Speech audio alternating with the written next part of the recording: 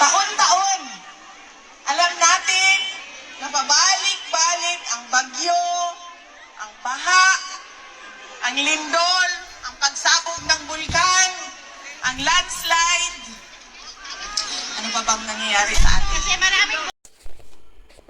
Philippine News Update, BP Sara sa London.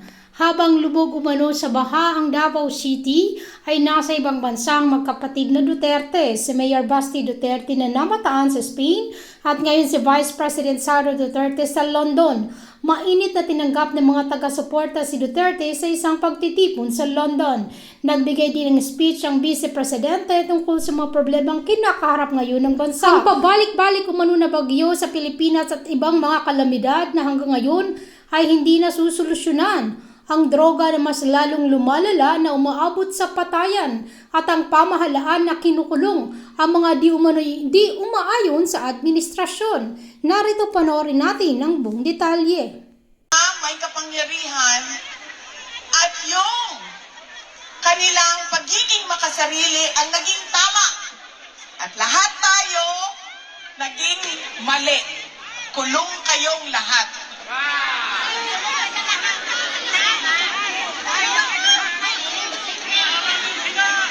Ganon ang estado ng ating bayan. God bless you too. God save the Philippines. Isa pa na laging nangyayari sa atin,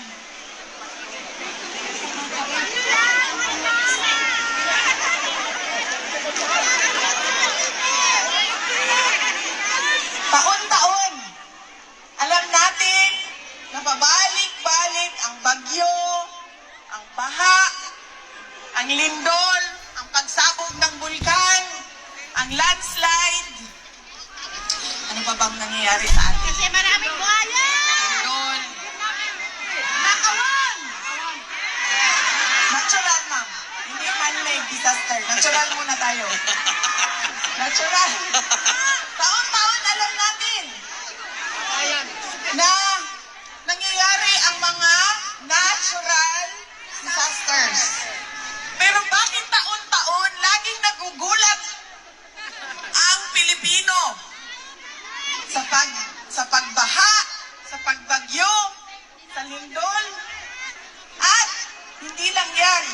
Pagkagulat natin, sira-sira lahat, hindi na makabangon ulit.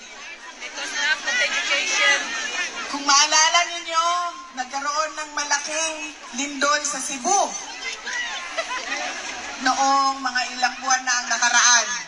Pagbisita namin ng Cebu nitong bago lang, ganun na ganun pa rin. Para silang bag kahapon lang na lindol. Hindi tayo nakakabangon kaagad. At meron sa atin, hindi na nakakabangon talaga. Ubus ang savings dahil sa kalamidad. Taon-taon, ubus ang gamit. Isa yan sa mga pangyayari sa ating bayan. Natural, man-made ba? Man-made disaster. Ano ang man-made disaster? Patayan po. Napakataas ng petty crimes sa ating bansa. Bakit? Ikot-ikot lang din naman yan. Madali lang siya maintindihan. Kapag walang oportunidad ang tao, wala silang trabaho. Kapag wala silang trabaho, nagnanakaw sila. Kasi yun yung pinakamadali para sa kanila. Dagdag mo ang illegal na droga, nagkakaroon na ng mga crimes against person. Rape, patayan, kidnapping. Ganon ang nangyayari sa ating bayan. Hindi lang tayo bugbog sa natural disasters, bugbog din tayo sa man-made calamities o kagagawan lang din ng tao. Hindi naman kasalanan ng taong bayan, kundi kasalanan ng iilan na mga nakaupo sa pwesto. Dahil, babalik tayo ulit, nandun tayo sa nagkanya-kanya na ang mga leader natin. Nagkanya-kanya na ang mga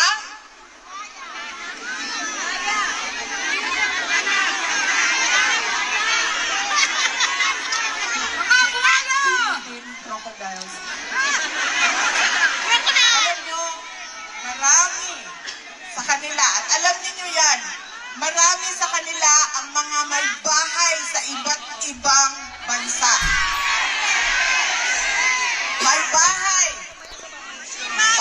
May kapangyarihan at yung kanilang pagiging makasarili ang naging tama. At lahat tayo naging mali. Kulong kayong lahat.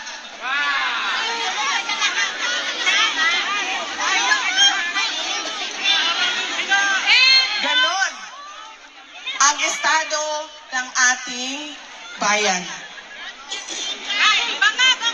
God bless you too.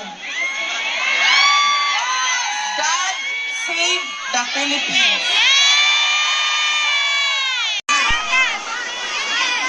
Isa pa na laging nangyayari sa atin,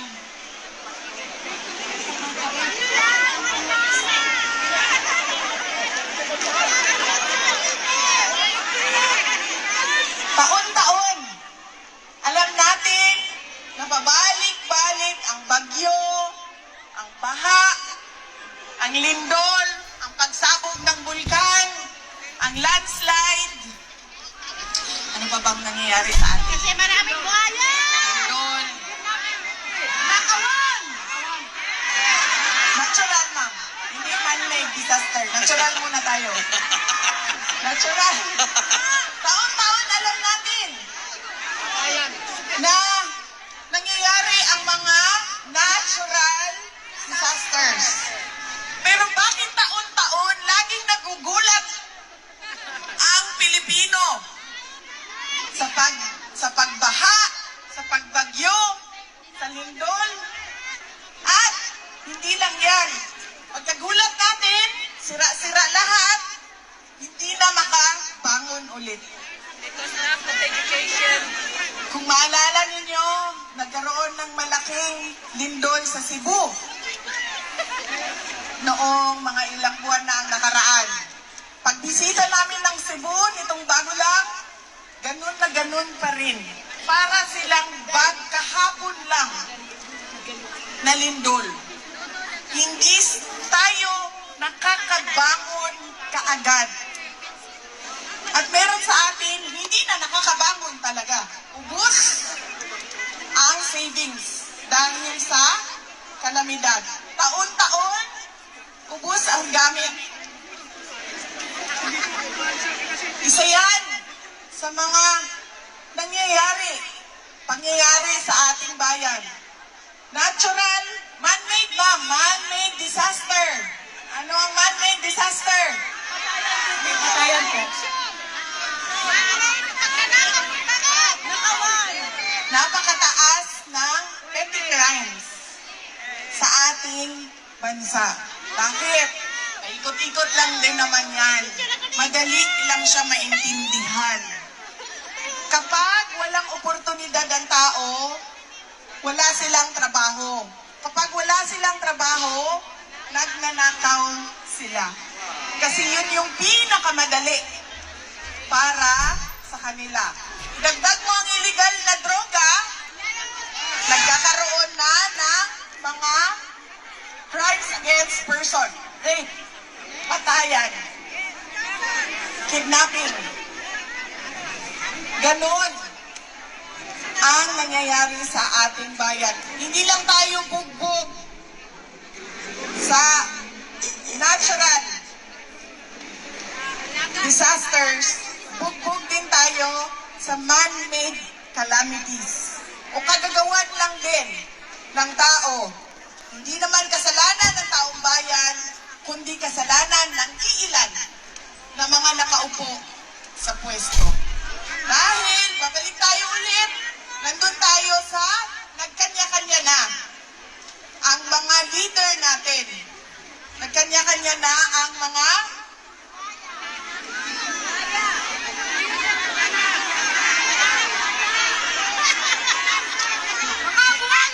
Philippine crocodiles. Alam nyo, marami sa kanila, at alam niyo yan, marami sa kanila ang mga may bahay sa iba't ibang bansa.